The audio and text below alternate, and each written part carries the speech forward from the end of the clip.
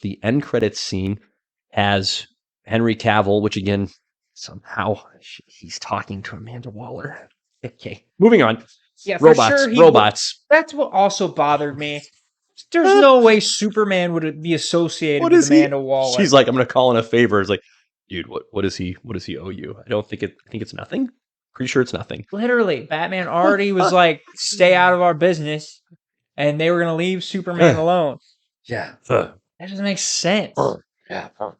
Anyway, Henry Cavill makes an appearance for the first time in 5 years as Superman. Jeez. Isn't that just That's wild. hard to even believe? Wild. Almost 10 years since Man of Steel, which came out in 2013. So that's as wild as it gets. But rolls into the end credits scene, has a bit of dialogue with Black Adam. They don't go fisticuffs or anything like that. But just refreshing, just encouraging, just a boon to my spirit to see Henry in the Superman suit and to know that he's not getting tugged away by the MCU. He's not Hercules. He is freaking Superman. I love that. Henry as more Superman? Let's go. You bet. You bet. And to hear him like speak about it in interviews this week after Black Adam has been released now for a few days, he had a quote where he said he's excited for the world to see a more like, was it joyful Superman? Something to that extent. It sounds like they're going to get away from the Zack Snyder-esque vibe. And Henry can pull that off. Oh, for sure. Because he can provide, I think, an outstanding balance of the somberness that is needed to bring some levity to that character, but he can also provide that just that buoyancy, that hopefulness without it feeling forced or fake. So I'm stoked. Like if they had tried to do some kind of a reset with this character with a different actor, that was going to be a real barrier for me. A real barrier because I think he is such an outstanding fit for the character. So couldn't be more excited about that. I'm all for it. I still haven't seen Man of Steel, which is smite probably, but it's okay. But I've never had a problem with Henry Cavill. No, I think he's cool, dude. No, it's great. It's great. Also coming out of the DC news realm, James Gunn is your story overlord for the DC movie world moving forward. I think he's got something like a 5-year contract. I love it. So that's good news. That's a decent chunk of time to leave an imprint and to prove that he deserves to be there for the long run. What do you like about that news? Like, what do you take away that's encouraging for you? I think there's good and bad. I think the good is you're going to see a lot of cool character pulls. I think he's going to obviously have access to the entire toy box for sure. They're going to be like, "Oh, James, you want to play with this character and this character? Go for it. It's all yours." So I think that's good. I hope him picking obscure characters does not put a back seat to us seeing some main characters. Sure. That's the only thing I would be a little concerned about, but heck, he made Guardians of the Galaxy relevant. I think the man can handle the job just fine. Yep. So, it will be sad to see him not ever do a Guardians project again, but at the same time, it's we kind of knew that was coming, right? I mean, just with the fact that it sure seemed like Guardians 3 was going to be the coup de grace. Yep. So, I'm cautiously optimistic. I think there's often you have what seem to be the right people for the role that for one reason or another just don't work out. And so I'm not sitting here saying James Gunn is a bad choice. I think it's a good choice on the surface. There's just no guarantees. It may work really well, and it may not. There's so much that goes into that process. There's so much. Well, this is going to sound like such a flowery way of saying this. There is a necessary unity of spirit that has to take place from whoever is that top dude or dudette casting the vision down to the director. Right. And then from there out to the folks that are putting the screenplay together, cutting loose. I honestly think the actors and actresses make the least amount of difference in this It's in terms of the story. The story is really what I'm getting at here. Obviously, the actors and actresses play a role, so I'm not trying to diminish that. But when it comes to picking the stories, picking the characters, and how they're going to work together, listen, the actors and actresses generally don't have as much influence over that. It comes down to the folks putting the stories together, coordinating that synchronization. And can James Gunn do that? That's totally a remaining to be seen. Even a guy like Kevin Feige that we hold in high regard, this past year and a half has been less than stellar from a Marvel point of view. Not terrible, but it just proves the dude is human, right? It also makes you wonder how much control he actually has. What a tough balance to strike. Right. Because if it's just you calling all the shots, nobody's going to want to work with you. These are creative individuals that have a vision that they want to pursue and execute.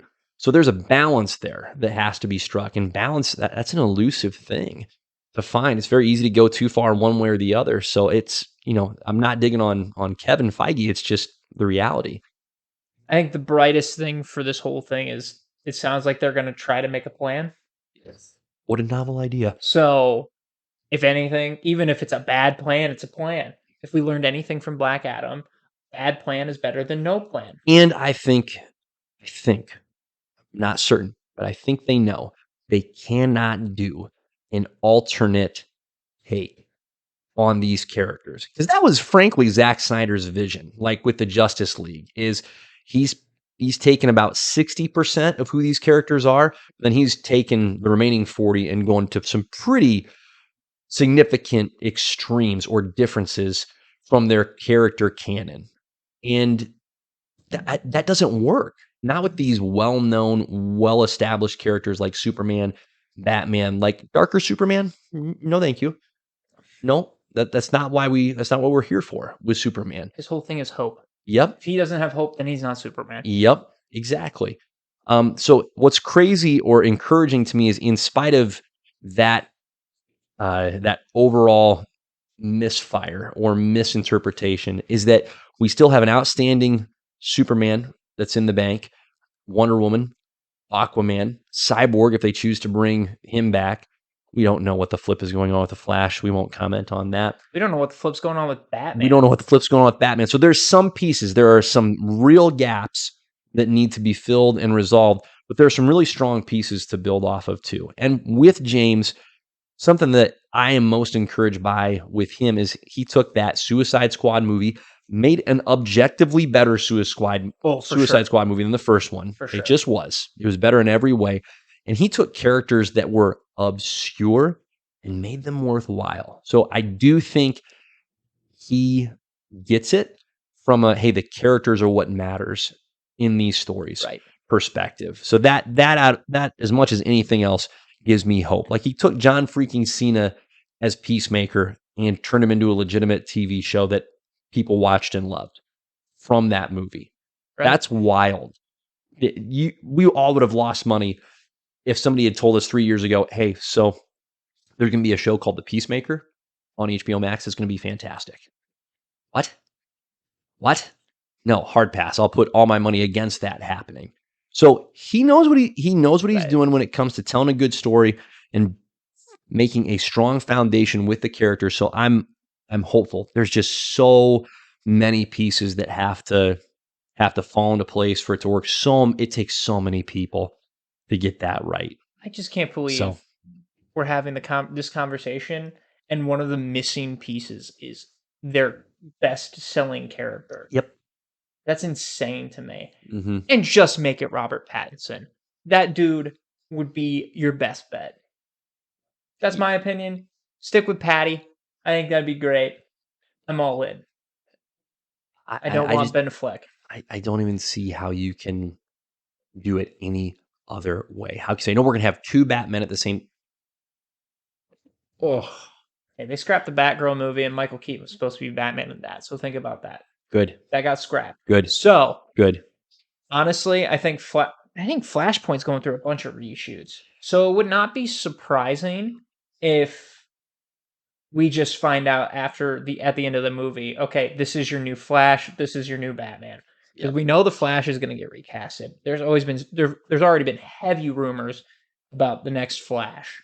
So the fact that I think we'll also see our new Batman, Mm, or not our. I shouldn't say necessarily new. I should say we'll see our confirmed DCU Batman. sure. Sure. Yeah. I really hope it's Robert. I might riot if it's not. So, Good to know. which, well, speaking of Robert, I don't think we talked about this 2 times ago, Oh but boy. I sent you that text, Oh. and they announced that Matt Reeves Yep. is working on other Mm, Batman villain-esque shows for right. HBO Max. You're right. Professor Pig, Clayface, Scarecrow, etc. I'm excited.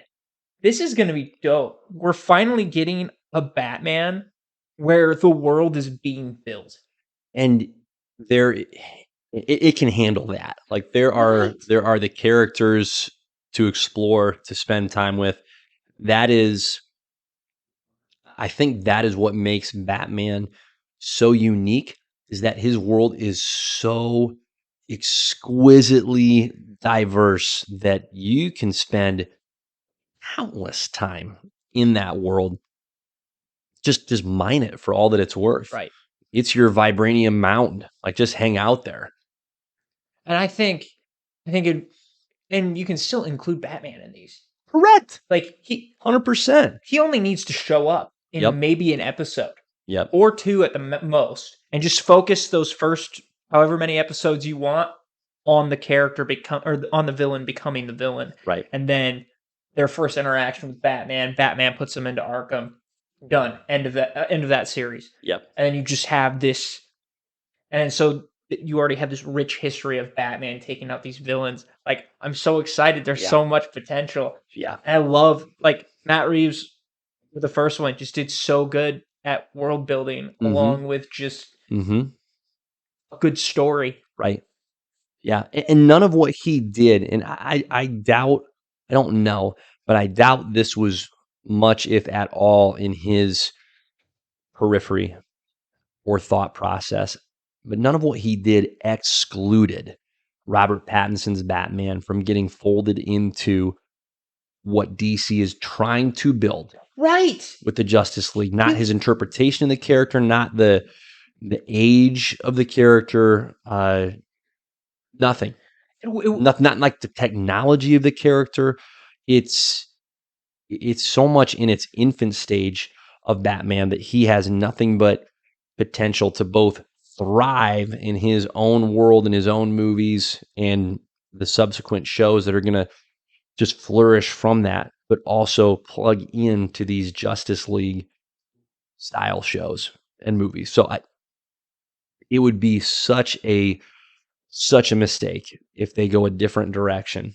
So I totally agree. Totally agree. The most satisfying thing about it too, hearing Clayface's name Mm, means, and it's not because yeah. I'm a Clayface guy. It's more the fact that they're not going to stray away from the creepy, the weird, Mhm. the super powered villains that he might fight. So Yep. if Bane comes back, we're going to get a comic accurate Bane. Mm, Mr. Freeze Mhm. isn't off the table. Like, we have legitimate, like, that's part of why Batman Yeah. is so cool, because it's not just these street level mafia guys. Yep. He takes on supervillains. Yeah.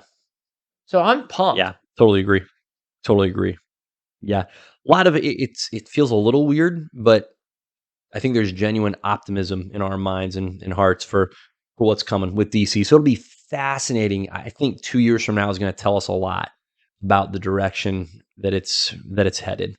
So We might be talking more DC than we might be talking Marvel, which is kind of insane. yeah, and I think that would be completely unexpected. I think these things can go in cycles, right? And what's encouraging to me, or just as a fan, is like, hey, it doesn't matter. Like we're winning either way. Either we're gonna have great DC content, we're gonna have great Marvel content. Perhaps someday the stars will align. We'll get some great content like on both sides. Maybe that's where we're headed. And again, like, gosh, I feel like I have to keep hitting this, raising this flag, hitting the drum, whatever cliche you want to use. there have been some really good DC movies that I don't think people have given much of a chance. Shazam was really good. Aquaman was really Aquaman good. is really good. I love Man of Steel. I know it gets ragged on, but I still think that was really stinking good. Wonder Woman was really good. Like, there have been some really solid DC movies. There has not been the cohesion. There has not been that execution. But independently, there have been some terrific, terrific movies that I think have just been outstanding. So there's good content out there. And now that they have The Rock, like, it, That dude is a force, man. right, like, you know, say what you want about him playing Black Adam. The dude is a marketing genius. He is. Like, He is. he pretty much birthed Black Adam into existence on screen anyways. There's no way if we didn't have The Rock, we wouldn't have had a Black Adam movie Correct. anytime soon. Correct. And now, and Or he's the one. Hawkman or Dr. Fate, like any of these characters. I mainly credit him for getting Henry Cavill back, Mm, because that dude's like, yep. the whole time he got Yep. announced as Black Adam, he's like, it'd be pretty cool if Black Adam and Superman fought. Right? It'd be pretty cool. It'd be pretty. And then all of a sudden, you see Superman Yeah. at the end of Black Adam. That's not by accident. No, not a coincidence. This dude is putting in the work. So Yeah, a little bit of a secret weapon there. it's true. Yeah, no question. That's a really good point. That's a really good point, Riley. He has exerted a lot of influence, and someday we'll know more about what has led to James Gunn sliding into this role. But the shakeup that has taken place at the top of Warner Bros. And the DC realm in particular, I think has had a good amount to do with The Rock and his. I don't think it's. Obviously, I know some of it gets exaggerated for show, but he is a no BS dude. His opinion is what he stands by and sticks with, and I think his forcefulness throughout this production process and his opportunity to get into a position of influence with DC has really impacted where we are and where we stand today with James Gunn having this opportunity. It just goes to show how important it is to cast people who like playing the characters that Correct. they're playing. Yep. That's a great point. If Henry Cavill didn't like playing Superman, he would not have come back. Mm-hmm. The fact that he came back means he still wants to play Superman. That's insane. Chris Hemsworth playing Thor. Yep. Robert Downey Jr. Right. playing Iron Man. Yep. Chris Evans is not a good example, but because he's kind of been hit and miss on him wanting to play Captain America. Sure. But he still stuck with it for a good decade, though. He did. Yep. He put in the work. But like, no, you're absolutely right. Ryan Reynolds is Deadpool. Yep. Hugh Jackman is Wolverine. Prime examples. Those two are prime examples. Goodness. We would not have gotten Deadpool and Wolverine in a movie if it was not for Ryan Reynolds. That's a great point, and it flies right in the face of what I just said about actors and actresses not having much pull, and thank goodness for you, because you're right, and I think I might need to make a retraction. Can we edit that out of the podcast? No, they need to see when you're wrong. Yeah, they do. And I'm right most of the time, but you just gave a lot of good examples of where I'm wrong. So it's not an all the time, always. You're absolutely right. That is the best case scenario, and those examples are 100% on point, the influence that those individuals can have over the characters and the universe at large. So good call on your part, and kudos to you, Rock. I mean, I'm wearing your shirt today in honor of what you pulled off, but you're not wrong. That movie does not exist without The Rock just saying, hey, that's who I want to play because it's going to be awesome. Let's do something great with it. So whatever Black Adam is as a movie, all on The Rock. All on him. Yep. Right. Yeah. The only time I get a little scared is when Michael Jackson wanted to be Spider-Man, or Harrison Ford being cast as the new Thunderbolt Ross. Oh my gosh. I don't know if you heard that or not. Yeah, you're right. You're right. Yeah. So that scares me because they picked a guy who is notorious for being like, I gotta be this guy. Again. Just kill me. All right. Like, I think he'll be fine. It's just it's such an odd choice. Not an actor that is. Dude's like 80. Yeah. He's up there. But Hey, rest in peace, William Hurt. yep. Sorry, Bill. Tough break, bud.